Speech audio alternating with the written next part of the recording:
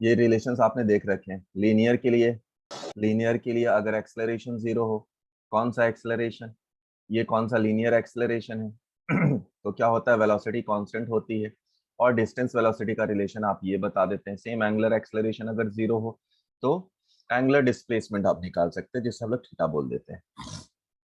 जो जो लीनियर के इक्वेशंस हैं उन सारे इक्वेशंस को आप एंगुलर में चेंज करना जानते हैं। कोई भी इक्वेशन हो आप उसको जानते हैं। अगर आपको एक्सेलरेशन क्या होता है वो पता है तो एंगुलर एक्सेलरेशन क्या पता है वो भी लिख सकते हैं। अगर आपको वेलोसिटी क्या है पता है तो एंगुलर वेलोसिटी क्या है वो लिख सकते हैं। अगर आपको एक्सेलरेशन एंड वेलोसिटी एक्स में रिलेशन चाहिए तो वो भी लिख सकते हैं। Similarly omega, theta and alpha में रिलेशन चाहिए तो ये भी लिख सकते हैं। ठीक है, देखो हमारे पास दिया क्या है कि फैन रोटेट करा किसी स्पीड से, मतलब ये ओमेगा दिया हुआ। ओमेगा की वैल्यू हम लोग कितनी लिख सकते हैं, 450 रेवोल्यूशन पर मिनट, मतलब डिवाइडेड बाई 7 कर दे तो ये क्या हो गया, हमारे पास रेवोल्यूशन पर सेकंड आया। एक्चुअली इसको भी जरूरत नहीं है, हम लोग ये रेवोल्यूशन पर मिनट कभी भी देखें तो ये हमेशा फ्रीक्वेंसी है। ये है 450। अपने पास ओमेगा इज इक्वल टू क्या होता है, 2 पाई एफ। बट ये किस में देना होना चाहिए, जो फ्रीक्वेंसी है वो सेकंड में होना चाहिए। आपने यहाँ पर फ्रीक्वेंसी को सेकंड में निकाल लिया है, तो ओमेगा को अगर हम लोग निकाले तो कितना लिख सकते हैं, 2 पाई एफ/60 भी लिख सकते हैं। अभी एफ मैंने निकाल लिया तो लिख देता हूं इसको। आप चाहे तो 2 पाई एफ/60 भी लिख सकते हैं। ठीक, 15, यानी ओमेगा की वैल्यू कितने आई, 15 पाई। ये किस में है, रेडियन पर सेकेंड में। ये है रेडियन पर सेकेंड में। अब जैसे ही हमारे पास ओमेगा आ गया वैसे ही हम लोग क्या कर लेंगे, बोल रहे हैं कि after being switched off it comes to rest in 10 second, यानी इनिशियल जो वेलोसिटी है वो है 15 पाई के बराबर। फाइनल वेलोसिटी कितनी होनी चाहिए, जीरो होनी चाहिए, या फाइनल एंगुलर स्पीड जीरो होनी चाहिए। तो एंगुलर एक्सेलरेशन कितना होना चाहिए वो निकाल लीजिए। तो alpha is equal to change in velocity जो कि है 15 पाई डिवाइडेड बाई 10, यानी 3/2 पाई के बराबर है। ये आ गया। अगर ये भी अपने को पता चल गया, क्या बोल रहा है, number of revolution made, number of revolution, तो हम लोगों के पास क्या, देखो मतलब डिस्प्लेसमेंट से रिलेटेड चीजें हैं तो टोटल डिस्टेंस पहले निकाल लो कितना होगा, यानी टोटल थीटा निकाल लो, टोटल एंगुलर डिस्प्लेसमेंट या टोटल थीटा निकाल लो। तो आप कैसे निकाल सकते हैं, अपने को पता है वी फाइनल स्क्वायर या फिर omega final square is equal to omega initial square minus twice into alpha into theta हो सकता है। इसकी वैल्यू तो जीरो ही है, यानी कि हम लोग लिख सकते हैं ओमेगा फाइनल का स्क्वायर इज इक्वल टू, इसको लिख सकते हैं क्या, omega initial square is equal to twice alpha theta. बस वैल्यूज रख दो। इसको लिख सकते हैं 15 pi into 15 pi is equal to twice into alpha की वैल्यू है 3/2 ऑफ पाई इंटू थीटा। दो ने दो को मार दिया, ये गया 5 से, एक पाई से एक पाई कट गया, यानी थीटा की वैल्यू कितनी आई, 75 पाई। अब एक रेवोल्यूशन आपको पूछा है तो नंबर ऑफ रेवोल्यूशन, एक रेवोल्यूशन कितने के बराबर होता है, वो कितने के बराबर होता है, 2 पाई। तो कितना लिख दिया, थीटा अपॉन 2 पाई। इसको तो 30, ये कितना आ गया, 75 पाई डिवाइडेड बाई 2 पाई, यानी आया 37.5 रेवोल्यूशन। मतलब 37 बार घूमेगा, फिर आधा घूमेगा, उसके बाद ये फैन रुक जाएगा। सवाल को देखें, एक मेटल का रॉड है जिसका लेंथ बोला है 50 सेंटीमीटर, तो ये मेटल का रॉड ले लिया गया। इससे बेहतर मैं दूसरा रॉड बना दूं। एक मेटल का रॉड है जिसका लेंथ बोला गया है 50 सेंटीमीटर है। चलो बहुत बढ़िया। 2 केजी का mass, having a mass of 2 KG. अच्छा, तो इसका मास 2 केजी है, यानी इसके सेंटर पे 20 न्यूटन लग रहा है। 20 न्यूटन लग रहा है। Supported on two edge placed at 10 centimetre from the each end, मतलब यहां से कुछ 10 सेंटीमीटर पे, यहां से कुछ 10 सेंटीमीटर पे रखा गया है। ठीक है, ये जो लेंथ है वो 10 सेंटीमीटर का है। 10 सेंटीमीटर। टोटल लेंथ अपने पास दिया था कितना, 50 सेंटीमीटर। और यहां से यहां तक दिया है 25 हो जाएगा। ठीक है, तो ये है 50, ये है 25। अच्छा, 3 kg का रॉड जो है, 3 kg का लोड सपोर्ट हो रहा है 20 सेंटीमीटर पे। 3 kg का, तो यहां से है 10, यहां पर होगा 20, यानी कि यहां से 3 kg का रॉड है, मतलब मान लिया यहां से ये 30 न्यूटन नीचे की तरफ लग रहा है। 30 न्यूटन, अगर इसका मतलब है तो यहां से यहां तक कितना होगा, ये 5 सेंटीमीटर के बराबर, और यहां से यहां तक होगा वापस से 10 सेंटीमीटर के बराबर। Then find the reaction at the edges. अब अगर दोनों एजेस पे अपने को रिएक्शन फोर्स निकालने हैं, तो पहले अगर मान लो इसको मैं रिएक्शन 1 लेता हूँ, इसको रिएक्शन 2 लेता हूँ, तो R1 प्लस R2 50 के बराबर होना चाहिए।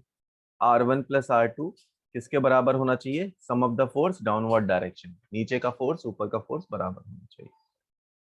अब इसके बाद आप कुछ भी लगा लीजिए, मान लीजिए हमारे पास एंड ए है, या फिर मैं इस एंड के अबाउट टॉर्क लगा लेता हूँ। ठीक है, इस एंड के अबाउट, देख बेटा, इस एंड के अबाउट टॉर्क अबाउट R1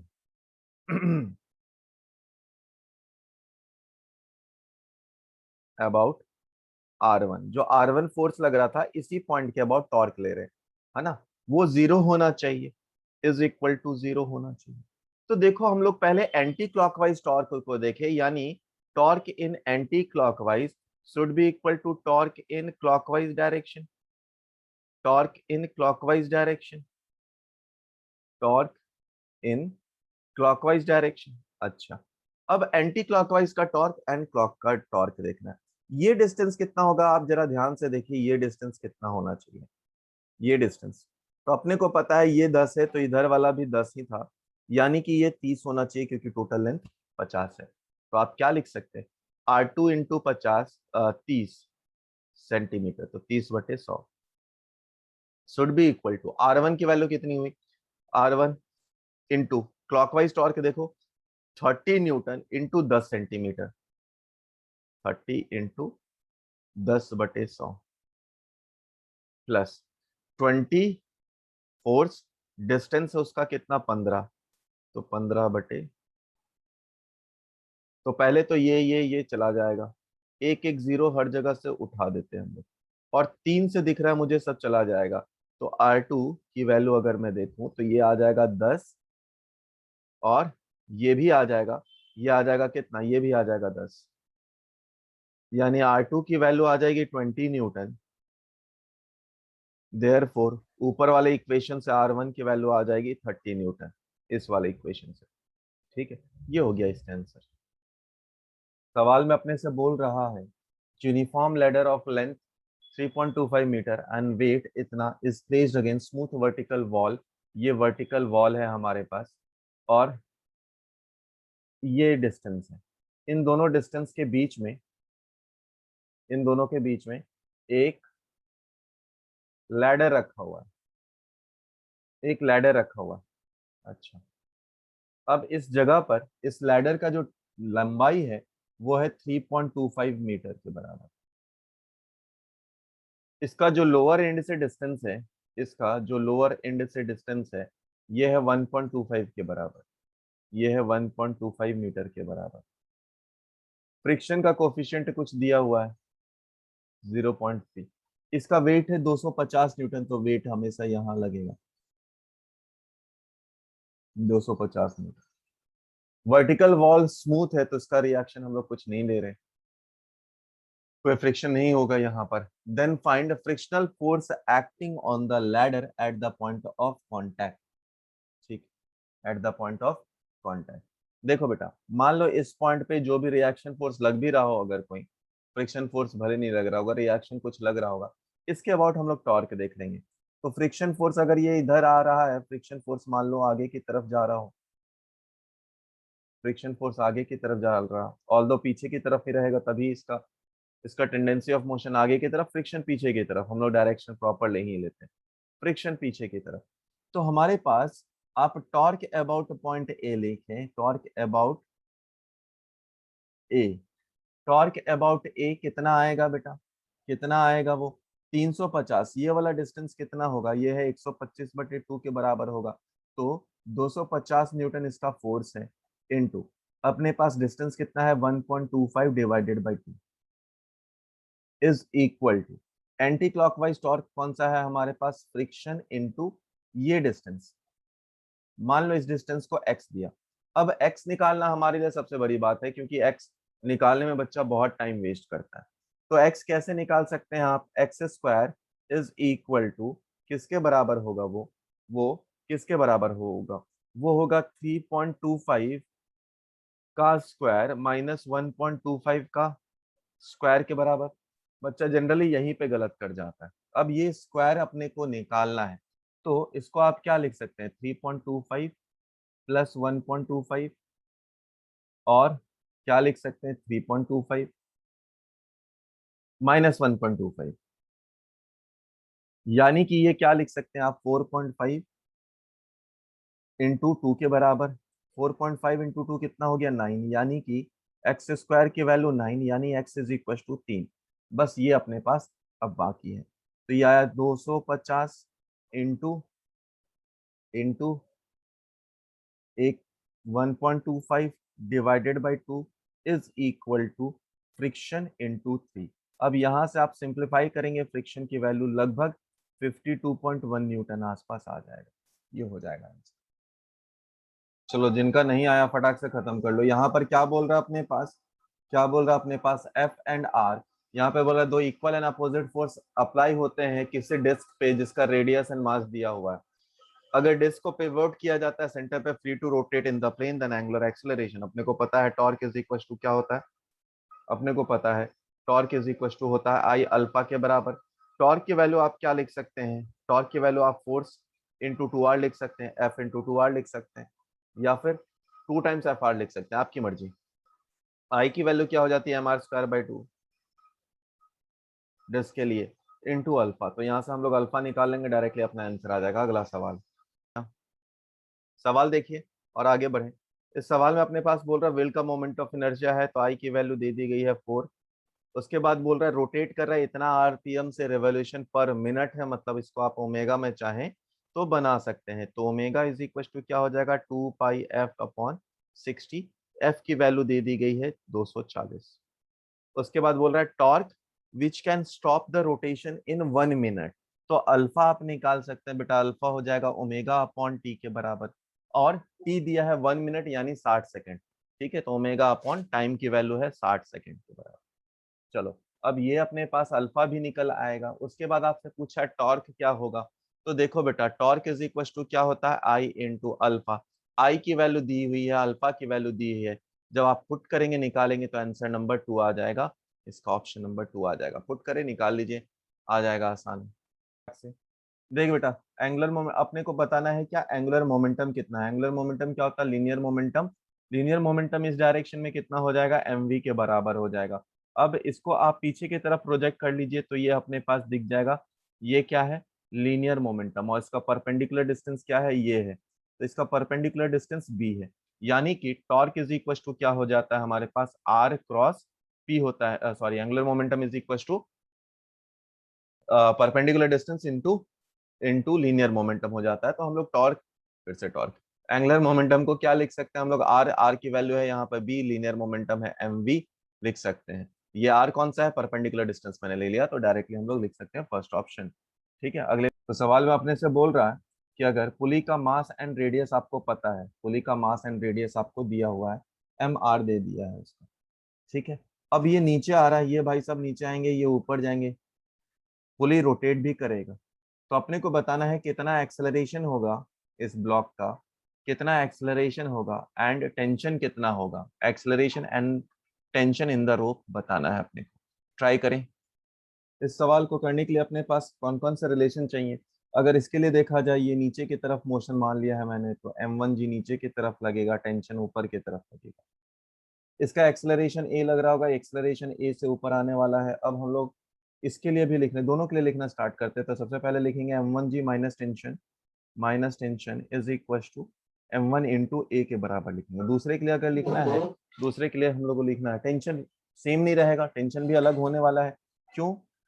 क्योंकि अगर टेंशन सेम रहेगा तो ये रोटेट नहीं करेगा। तो यहाँ का टेंशन सपोज T1 ले लिया, यहाँ का T2, तो T1 ले लिया, T2 minus M2G is equal to M2A के बराबर रहेगा। अब यहाँ पे दो रिलेशन निकल गया, तीसरा रिलेशन हमारे पास कौन देगा? रोटेशनल रिलेशन देगा। तो वहां पर क्या है, देखो बेटा, T1 ऑब्वियसली ज्यादा है क्योंकि ये इस डायरेक्शन में मूव करा, तो नेट टॉर्क अगर देखा जाए तो वो होगा T1 minus T2 into are के बराबर। आप चाहो तो ये भी देख सकते हो, यहाँ पर बना देता हूँ, इसके तरफ T1 है और इधर T2 है। इसका sense, total sense of rotation इधर है, तो टॉर्क आप लिखें T1R माइनस T2R, मैंने डायरेक्टली लिख लिया, is equal to I into alpha. तो आई की वैल्यू बाद में रखेंगे, आई इंटू अल्फा। अल्फा को आप क्या लिख सकते हैं? T1 माइनस T2 में लिख रहा हूँ, T1 माइनस T2 आई। अल्फा को क्या लिख सकते हैं? ए इज इक्वल टू होता है हमारे पास आर इंटू अल्फा के बराबर, यानी alpha is equal to a by r, यानी I is equal to a by r square. अब दोनों इक्वेशन को अगर आप ऐड कर देंगे तो ये आ जाएगा M1G माइनस M2G, और यहाँ पर माइनस कॉमन लेने के बाद आ गया T1 minus T2 is equal to, इन दोनों को ऐड किया है तो M1 प्लस M2 इंटू ए। अब T1 माइनस T2 की वैल्यू यहाँ पर पुट करें तो यहाँ से डायरेक्टली एक्सेलरेशन निकल आएगा, जो कि होगा M1 minus M2 into g divided by, कुछ चेंजेस आ जाएंगे नॉर्मल इक्वेशन से। नॉर्मल होता था सम ऑफ द मास, यहाँ पे कौन हो रहा है? रोटेट भी कर रहा, तो ये हो जाएगा कितना? आई अपॉन आर स्क्वायर के बराबर। ये हो जाएगा हमारा आंसर। अब इसी वैल्यू को आप पुट कर देंगे किसी में इक्वेशन में, ए पता चल गया है आपको, तो सपोज T1 निकालना है अगर, तो अगर आप T1 निकालेंगे, T1 किस में लग रहा है? M1 में लग रहा है, तो जिस T1 लग रहा है M1 में, तो उसको आप क्या लिखेंगे? M1 ब्रैकेट के अंदर आ जाएगा two types of M2 plus I upon r square into g, put करके देख लीजिए सेम आंसर आ जाएगा, divided by total sum. Similarly अगर आपको T2 लिखना है तो जिसका लिख रहे हैं उसको निकाल दो T2, तो M2 को बाहर निकाल दिया, यहाँ पे क्या बच जाएगा? Two times of M1 plus I upon r square into g divided by total sum. Total sum ये वाला वैल्यू पुट कर दीजिए, ये हो जाएगा हमारा आंसर। ये तीनों रिजल्ट अपने लिए एज अ फॉर्मूला इंपॉर्टेंट है, इसको याद रखना ज्यादा बेहतर। एक मास है, मास का कुछ मोमेंट ऑफ इनर्शिया भी दे देते हैं हम लोग, ठीक है, तो मास का कुछ मोमेंट ऑफ इनर्शिया भी दे देते हैं आई, मास का, पुली का मोमेंट ऑफ इनर्शिया दे देते हैं। अपने को बताना है कि एक्सेलरेशन कितना होगा, या आई देने से अच्छा इसको मास के टर्म्स में दे देते हैं। इसका मास दे देते हैं हम लोग, पुली का मास दे देते हैं 2m, पुली का मास दे देते हैं हम लोग 2m, और इसका रेडियस दे देते हैं r। थोड़ा और सवाल को घुमाया जाए, ट्राई करिए। गलत, आ जाओ। अब अगर हम लोग बात करें इस पे, हम लोगों को क्या निकालना है? एक्सेलरेशन ही निकालना है, तो चलिए देखते हैं। इस पे नीचे की तरफ का फोर्स है हमारे पास कितना? mg sin थीटा होगा, mg sin थीटा। पीछे की तरफ कुछ टेंशन लगेगा, इसी टेंशन, यही टेंशन इधर जाएगा और ये रोटेट होगा, तो हम लोग क्या लिख सकते हैं? mg sin theta, mg sin theta minus tension is equal to mass into acceleration, पहला। और ऊपर वाले के लिए लिख सकते हैं हम लोग tension into r is equal to I into alpha. I की वैल्यू है 2m into r square, mass mr square by 2, ये होता है डिस्क के लिए, क्योंकि डिस्क है तो डिस्क का हम लोग लिख लिए। अब अल्फा, अल्फा की जगह पे हम लोग लिख सकते हैं ए अपॉन आर लिख सकते हैं, ए अपॉन आर लिख सकते हैं। तो इसको अगर सब कुछ कैंसिल आउट करें, इसको कैंसिल आउट करें, तो टेंशन की वैल्यू एम ए के बराबर आ गई, एम ए के बराबर आ गई, यानी कि एम जी साइन थीटा को किसके बराबर लिख सकते हैं? एम जी साइन थीटा को ट्वाइस एम ए लिख सकते हैं, यानी ए को कितना लिख सकते हैं? जी साइन थीटा बाई 2 लिख सकते हैं। ये आ गया हमारे पास आंसर, ठीक है। हम लोग रोलिंग बात करें, मतलब रोलिंग क्या होता है? Combination of translation and rotational motion both होने लगे तब। तो रोलिंग का जो प्राइम कंडीशन है, हम लोग जिस जो सबसे इंपॉर्टेंट बात है सिर्फ वो करेंगे। तो सबसे प्राइम बातें ये होती है कि यहाँ पे जो रिलेटिव मोशन होता है वो जीरो के बराबर होता है। मतलब अगर ये कोई पॉइंट हमारे पास है ए, तो relative velocity of this point will be equal to zero with respect to ground, है ना, या फिर प्लैंक, जो भी लेना है। आपको ये बात ध्यान रखना है कि अगर यहाँ का वेलोसिटी लिया जाए, इस पर्टिकुलर पॉइंट का वेलोसिटी लिया जाए, वेलोसिटी एट पॉइंट ए या पी, जो भी लिखे हैं वेलोसिटी ए, ये 0 होना चाहिए। इसका क्या मतलब है सर? अगर आप देखें तो इसका वेलोसिटी आगे की तरफ v होगा और ये रोटेट भी कर रहा है। तो जब ये रोटेट कर रहा है तो ट्रांसलेशन के कारण इसका आगे की तरफ v है और रोटेशन के कारण इसका पीछे की तरफ r ओमेगा है। तो जब ऐसा कंडीशन हो जाता है कि इस पॉइंट का जो वेलोसिटी है, इस पॉइंट का जो वेलोसिटी है वो कितना है, v माइनस आर ओमेगा, इसकी वैल्यू क्या होगी 0 के लिए। ये कंडीशन है किसका, प्योर रोलिंग का। इसी को आप नो स्लिपिंग कंडीशन भी बोल देते हैं, इसको ही आप नो स्लिपिंग कंडीशन भी बोल देते हैं। दो चार पॉइंट और इसके लिए इंपॉर्टेंट होते हैं, जैसे कि इस पे, इस पर्टिकुलर पॉइंट पे कोई फ्रिक्शन की रिक्वायरमेंट नहीं होती, कोई फ्रिक्शन नहीं लग रहा है, बट रोलिंग होने के लिए फ्रिक्शन चाहिए। ठीक है, तो उस पॉइंट को चाहे तो आप लिख सकते हैं, no friction is acting, no friction is acting here. ठीक है, here, that means no loss of energy, no loss of energy. मतलब अगर कोई ऑब्जेक्ट रोलिंग में है तो वो सदा सदा के लिए रहेगा ही रोलिंग में।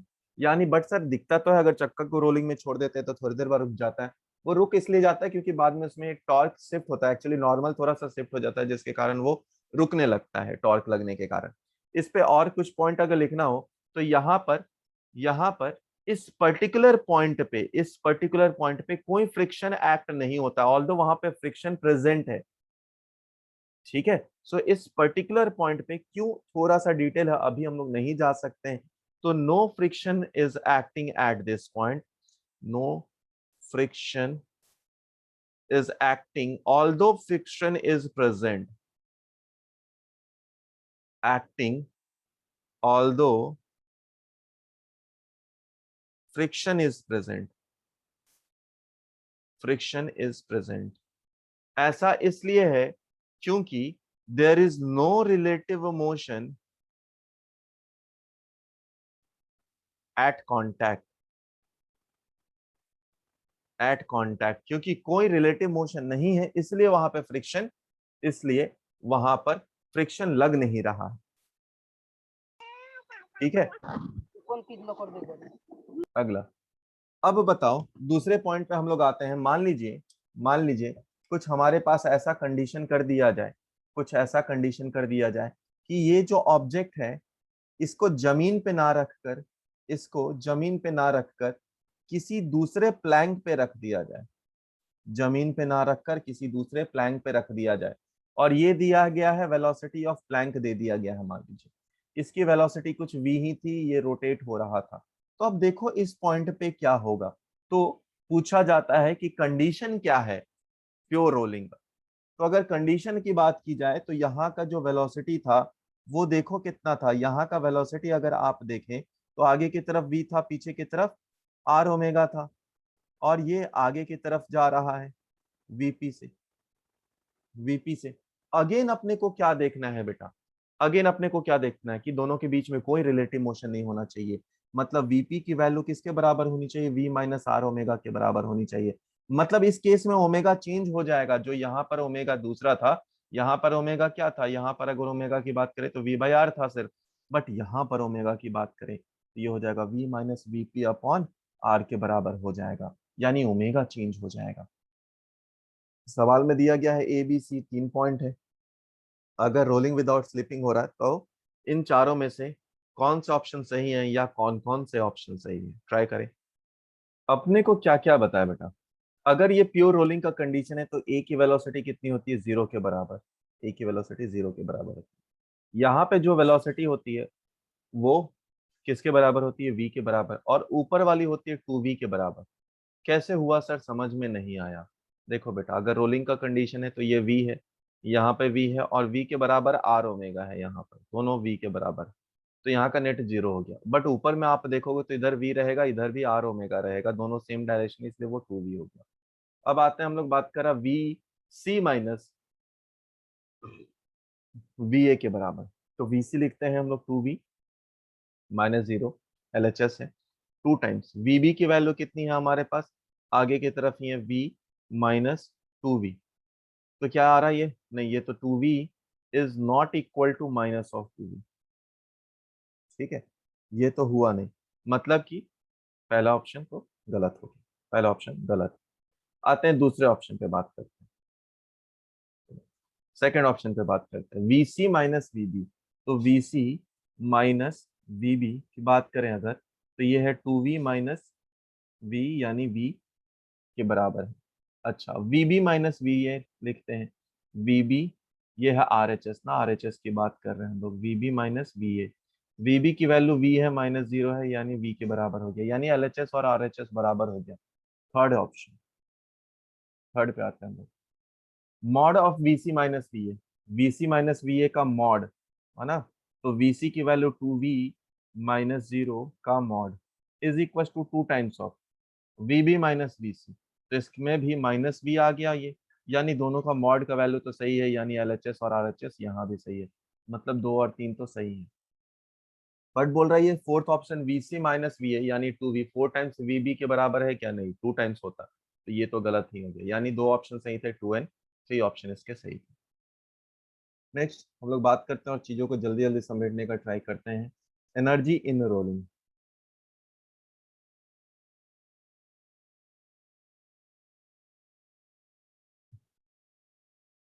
ठीक, जब ये यहाँ से यहाँ आएगा तो देखो क्या क्या होगा, जब ये यहाँ से यहाँ आएगा अपने को पता ही है, रोटेट भी करेगा ट्रांसलेट भी करेगा, तो और ये हाइट एम एच है, तो पोटेंशियल एनर्जी कितना हो गया है इसका mgh, और रोटेशनल एनर्जी अगर बात की जाए, टोटल रोलिंग का एनर्जी बात की जाए, तो वो कितना होगा, half m v square translation के कारण, रोटेशन के कारण half I omega square. I को मैं क्या लिख सकता हूँ, एम के स्क्वायर लिख सकता हूँ इंटू ओमेगा स्क्वायर, है ना।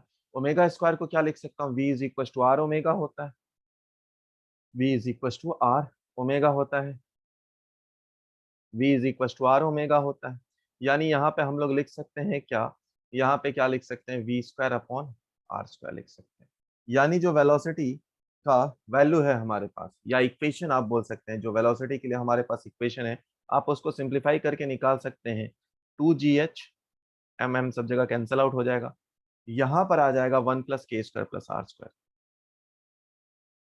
इसको एज अ फॉर्मूला हम लोग रख सकते हैं। मान लीजिए बेटा यहाँ से यहाँ तक आने का, अब देखो इसमें कई सारी चीजें पूछी जाती है कि किसका वेलोसिटी ज्यादा होगा किसका कम होगा जब ये नीचे पहुंचेंगे, बस आप k² / r² का वैल्यू देखते रहो और आपका आंसर आता रहेगा। k² / r² की वैल्यू किसके किस लिए कितने होती है, मान लीजिए सॉलिड स्फेयर है, सॉलिड स्फेयर स्फेयर, तो 1 + k² / r² कितना होगा, देखो बेटा सॉलिड स्फेयर के लिए जो मोमेंट ऑफ इनर्शिया होता है वो हमारे पास पता है 2/5 mr² होता है, उसको आप कितने के बराबर लिखते हैं, mk² के बराबर लिखते हैं, mk² के बराबर, तो k²/r² की वैल्यू कितनी हो जाएगी, 2/5 के बराबर हो जाएगी, यानी कि इस पूरे की इक्वेशन अगर ली जाए तो ये कितना 7/5 के बराबर हो जाएगा। तो आप सारे वैल्यूज को रखकर यहाँ पे चेक कर सकते हैं, मान लीजिए वेलोसिटी ऑफ सॉलिड स्फेयर मैंने लिखा, तो ये कितना आ सकता है, √5/7, √5/7, 5 नहीं इनफैक्ट 10/7 GH, और बाकी दूसरे के लिए भी लिखने लगो, मान लो आपने लिखा हॉलो स्फेयर का लिखा, तो उसके लिए कितना हो जाएगा, 2/3 होता है, 2/3 होता है, तो यहाँ पर 6/5 आ जाएगा GH। अब इससे आप कंपेयर करके बता सकते हैं कि किसका वेलोसिटी ज्यादा था, बस वैल्यूज GH k²/r² पुट कर चेक करके बता सकते हैं, जो कि कई बार सवाल में होता है।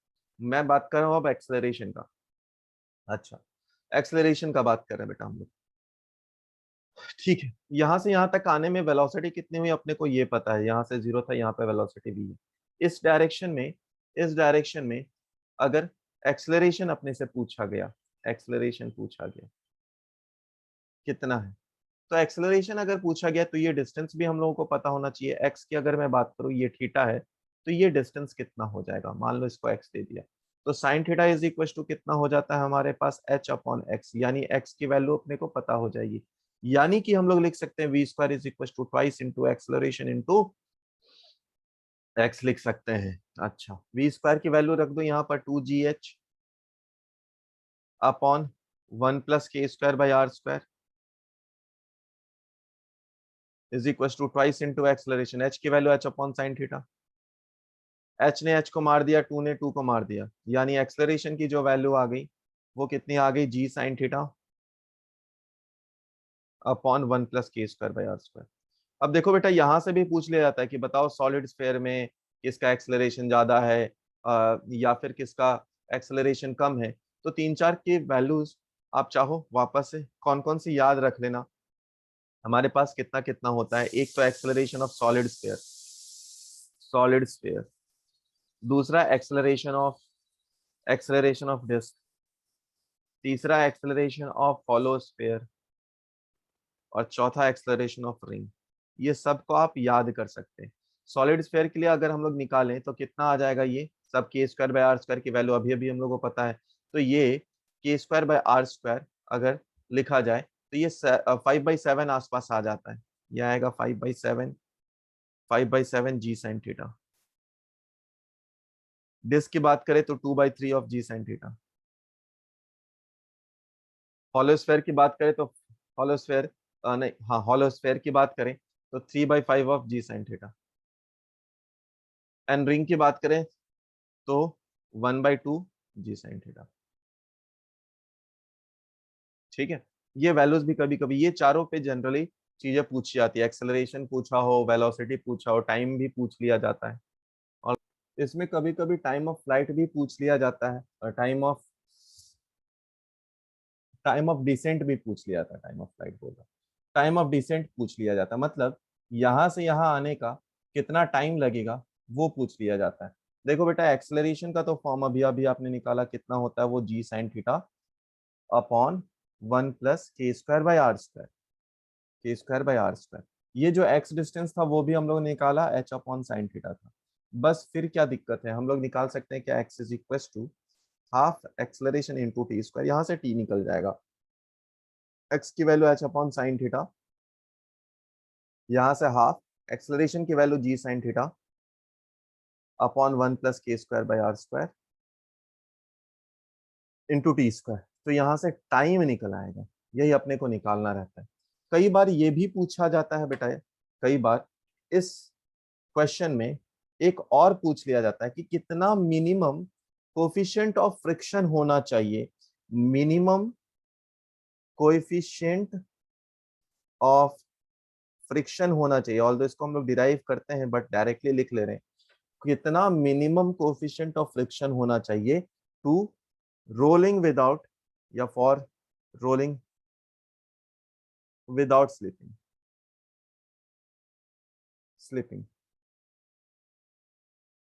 ठीक है, तो अगर उसकी बात की जाए तो वो होता है mu is equal to I tan theta, जो भी ऑब्जेक्ट हो उसका I, divided by I plus m are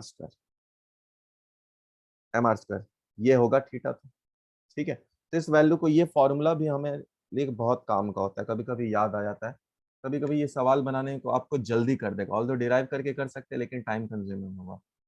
अपने से कई बार पूछा जाता है pure rolling on horizontal plane, pure rolling on horizontal plane. देखो बेटा, इसको कैसे सवाल को सॉल्व करेंगे मैं वो बता देता हूँ। कोई जनरल हाइट पे, मान लीजिए ये है हमारे पास, यहाँ पे आगे फ्रिक्शन लग रहा है, मान ली इस पे किसी हाइट पे, हाइट एच पे, इसका रेडियस आर है, हाइट एच पे फोर्स लग रहा है हमारे पास, जिसके कारण इसका सेंटर ऑफ मास का कुछ एक्सेलरेशन भी होगा। तो सबसे पहला जो हम लोग लिख सकते हैं वो force plus friction is equal to mass into acceleration of centre of mass, एक क्वेश्चन नंबर। दूसरा टॉर्क का, आपसे दोनों में एक्सेलरेशन वगैरह ही मैक्सिमम पूछा जाता है या फोर्स फ्रिक्शन कुछ पूछा जा सकता है। तो अब दूसरा अगर देखा जाए तो टॉर्क, टॉर्क किसके कारण, सेंटर पे लिख बैठ जाओ आप, अगर आप सेंटर पे बैठ जाते हैं तो हमारे पास कितना आ जाएगा, एफ एफ इंटू एच, इसका सेंस किधर हो जाएगा, क्लॉकवाइज, और फ्रिक्शन का anti clockwise, into friction into r is equal to I into alpha. Alpha को क्या लिख सकते हैं अपने को पता ही है, तो F h minus minus friction into r is equal to I into acceleration upon r, यानी यहां से F h by r minus friction is equal to I a upon r square. अब आप ये इक्वेशन नंबर 2 है, दोनों equation को आप सिंप्लीफाई करके, दोनों इक्वेशन को ऐड कर दें, सिंप्लीफाई करके यहाँ से एक्सेलरेशन निकल आएगा। और जैसे ही एक्सेलरेशन निकल आएगा वैसे ही आप नेक्स्ट क्या कर सकते हैं, फ्रिक्शन निकाल सकते हैं। तो ये आप स्टेप फॉलो करके सवाल बना सकते हैं आसानी से, फॉर्मूला याद करने के लिए नहीं बोल रहा हूँ, बट इसको आप ये दोनों स्टेप फॉलो करके आप कोई भी सवाल इसका बना सकते हैं। ठीक है, आइए लिखेंगे हम लोग टॉर्क। टॉर्क, ठीक है। टॉर्क क्या है बेटा? अगर टॉर्क के बारे में हम लोग बात करें तो टॉर्क का सिंपल सा एक्सप्रेशन होगा कि यह है आर क्रॉस एफ के बराबर।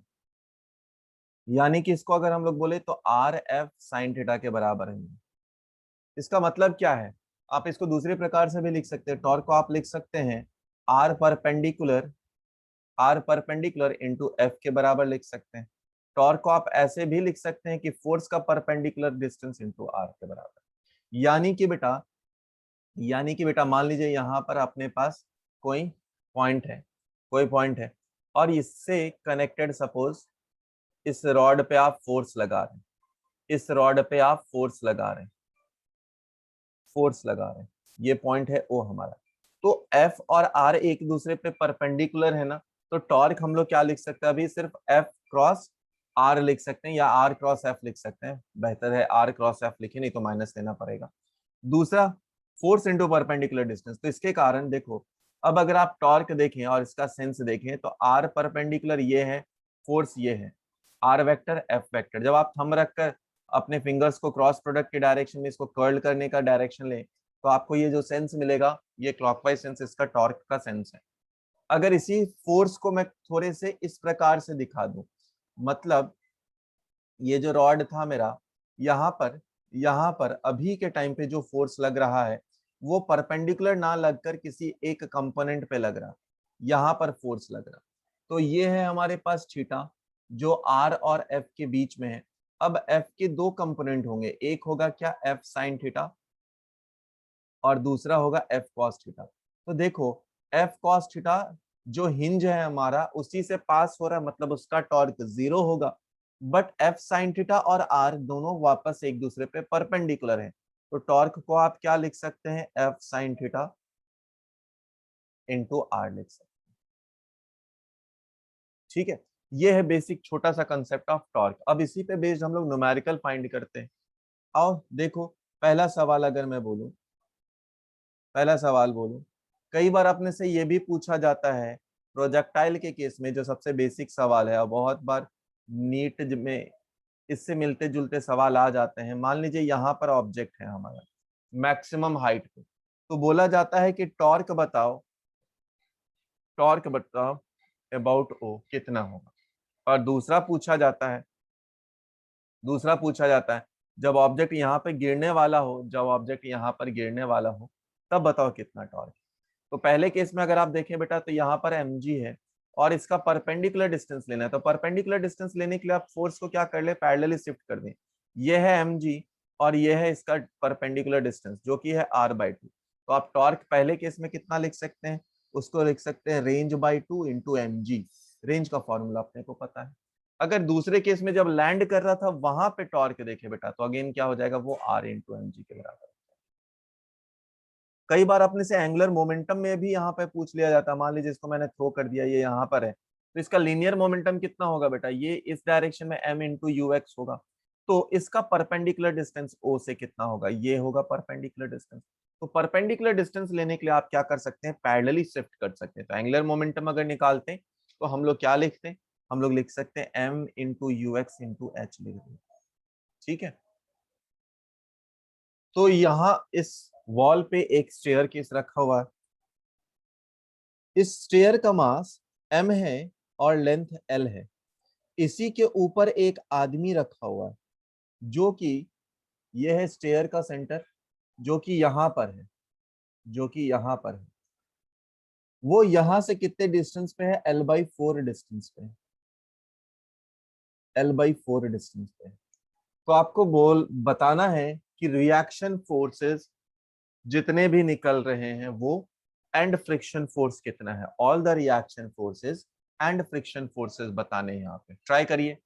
अगर इसको देखें बेटा तो ये इसका टेंडेंसी आगे की तरफ जाने का होगा, जिसका मतलब है जो फ्रिक्शन लग रहा होगा वो पीछे की तरफ लगेगा। यहाँ पे एक नॉर्मल फोर्स लगेगा, यहाँ पे नॉर्मल फोर्स लगेगा, लेट अस अज्यूम उसको N1 दे दिया, और इस पे भी एक नॉर्मल नॉर्मल फोर्स लग रहा होगा, N2 लग रहा है।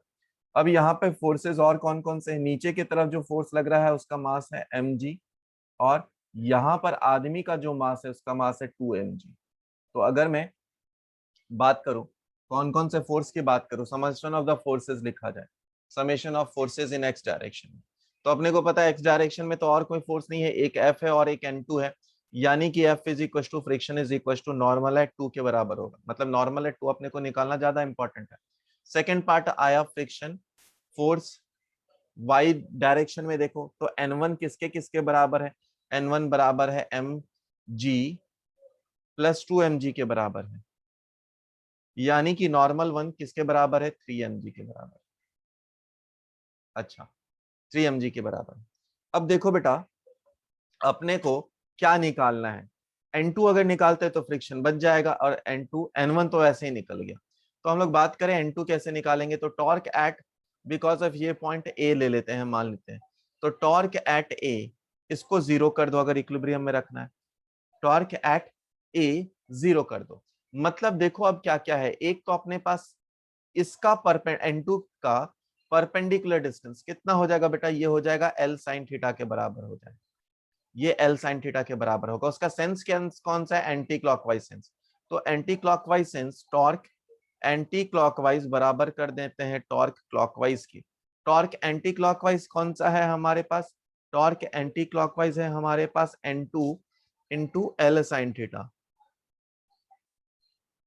इज इक्वल टू, इसका सेंस देखो, इसका सेंस देखो, तो अगर आप इसको डिवाइड करें और इसको डिवाइड करें, ये डिस्टेंस देखें, तो ये डिस्टेंस कितना है बेटा, ये है L2 cos थीटा, ये हो जाएगा L/2 cos थीटा, और ये कितना डिस्टेंस हो जाएगा, ये डिस्टेंस अगर आप देखें तो ये हो जाएगा L/4 प्लस L/2, यानी ये हो जाएगा 3/4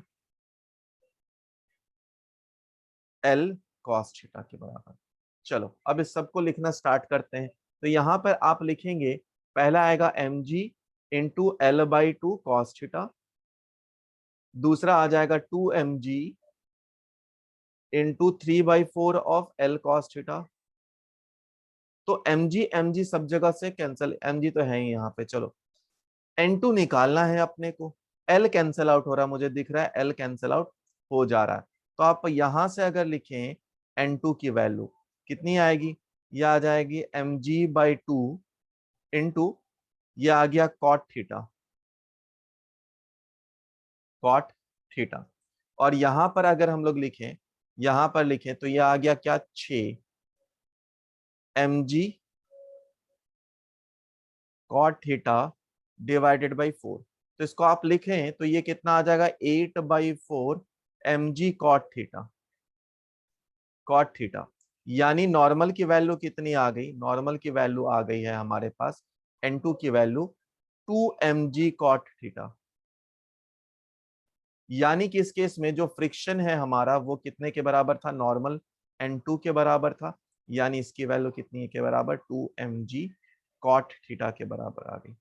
तो अपने पास जो जो चीजें पूछी थी, सबसे पहले पूछा था N1 नॉर्मल रिएक्शंस, तो N1 N2 निकल गया और फ्रिक्शन निकल गया, यही तीन चीजें पूछी गई थी। Next question is find tension in the wire.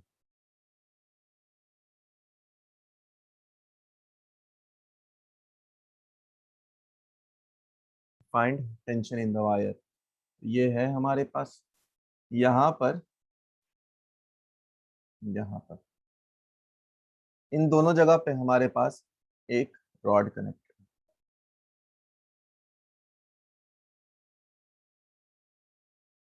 एक रॉड कनेक्टेड। अच्छा, इन दोनों स्ट्रिंग में ही अपने से टेंशन पूछा है, अगर इसका मास कितना है mg। बहुत ही आसान सा सवाल है, बहुत ही आसान सा सवाल है। इसका फिर दूसरा वर्जन, दोनों एंड में ही कनेक्टेड है, हम लोगों ने अभी T1 T2, आप जब देखोगे तो बोलोगे sir T1 plus T2 is equal to क्या लग जाएगा, T2 is equal to mg के बराबर आ जाएगा। किसी भी पॉइंट के अबाउट टॉर्क ले लो, तो सपोज टॉर्क अबाउट c ले लेते हैं, पॉइंट नंबर c, तो आप देखेंगे वहां से T1 into total length l is equal to हो जाएगा क्या, mg into c is equal to 0 ले लो, mg इंटू एल बाई टू। तो आप देखोगे T1 की वैल्यू mg बाई टू आई है, T2 की वैल्यू भी सेम आ जाएगी, T1 T2 दोनों की वैल्यू आ जाएगी क्या, mg बाई टू के बराबर। बहुत ही सिंपल सा सवाल इसीलिए लिया था। अब आते हैं दूसरे सवाल पे जो अपने लिए थोड़ा सा काम का है। मान लीजिए इसी में सेकंड सवाल ऐसा बोला गया, इसी में ऐसा बोला गया कि सपोज ये एक पॉइंट है, यहाँ पर अपने पास हिंज है और यहाँ से एक रॉड कनेक्टेड है, यहाँ से एक रॉड कनेक्टेड है। इस रॉड को आपने ऐसे कनेक्ट कर दिया, ठीक। मान लीजिए ये एंगल हमारे पास 53 डिग्री है, 53 डिग्री है। तो आपसे पूछा है टेंशन इन द वायर, इस सवाल में भी पूछा है tension in the wire, tension in wire, tension in wire. अगर इसका लेंथ दिया हो L और इसका मास दिया है mg, ठीक है। तो इस केस में अगर आप निकाले वापस से, इस केस में अगर आप वापस से निकाले, तो इस टेंशन यहाँ पे लग रहा होगा, टेंशन इस वाले पोर्शन में लगेगा, टेंशन इस वाले पोर्शन में लगेगा। इसके दो कंपोनेंट हो जाएंगे, ये हो जाएगा t साइन थीटा, साइन 53, और यहाँ पे हो जाएगा टी कॉस वाला कोई काम का नहीं है क्योंकि वो हिंज से ही पास होगा, ठीक। तो टॉर्क अबाउट हिंज ले लें, हमेशा ज्यादा आपको जल्दी सवाल बनेगा। टॉर्क अबाउट हिंज लिया तो mg इंटू क्या हो जाएगा, L by two is equal to क्या हो जाएगा, tension into sine 53 degree, sine 53 degree. तो ये होता है हमारे पास 3 4 5, ये होता है 53, साइन 53 का मतलब 4/5 हो गया। तो ये आया यहाँ पे 4/5 इंटू इंटू डिस्टेंस हमारे पास कितना है L, तो L कैंसल आउट हो गया। यानी कि अगर आप टेंशन की वैल्यू लिखें यहाँ पे तो आएगा क्या, 5mg/8 के बराबर। ये हो गया हमारा आंसर। अपने पास ये सेमी सर्कुलर पोर्शन है रिंग का, सेमी सर्कुलर पोर्शन है रिंग का, यहाँ पर पॉइंट हिंज किया हुआ है और इस एंड को टेंशन दिया है, मतलब वायर से कनेक्ट किया गया। तो अपने से टेंशन पूछा, देखो बेटा इस रिंग का जो सेंटर ऑफ मास होगा वो कहीं यहाँ पर होगा, यहाँ पर होगा। तो यहाँ से इसका mg फोर्स लग रहा है नीचे की तरफ। ये डिस्टेंस कितना होता है ये हम लोग जानते हैं, अगर मैं इसे x लिख दूं तो ये x डिस्टेंस अपने को पता है 2r/पाई के बराबर होता है। तो अगर मैं बोलूं अपने से टेंशन पूछा गया, टेंशन इधर है, तो अगर टॉर्क अबाउट हिंज बोलो, टॉर्क अबाउट हिंज हमेशा अपने को कोशिश करना है टॉर्क अबाउट हिंज ही ले ले। हिंज क्यों, क्योंकि रिएक्शन फोर्सेस कैलकुलेट नहीं करनी पड़ती है वहां पे। टॉर्क अबाउट हिंज अगर हम लोग लें तो mg इंटू 2r/पाई, ये हुआ अपने पास एक साइड का टॉर्क। कौन सा साइड का, एंटी क्लॉकवाइज, और क्लॉकवाइज कौन सा लेगा, tension into 2r, tension into 2r। तो r से 2 से कैंसिल आउट हो गया, तो टेंशन की वैल्यू कितनी आई, mg/पाई। ये हो गया हमारा आंसर।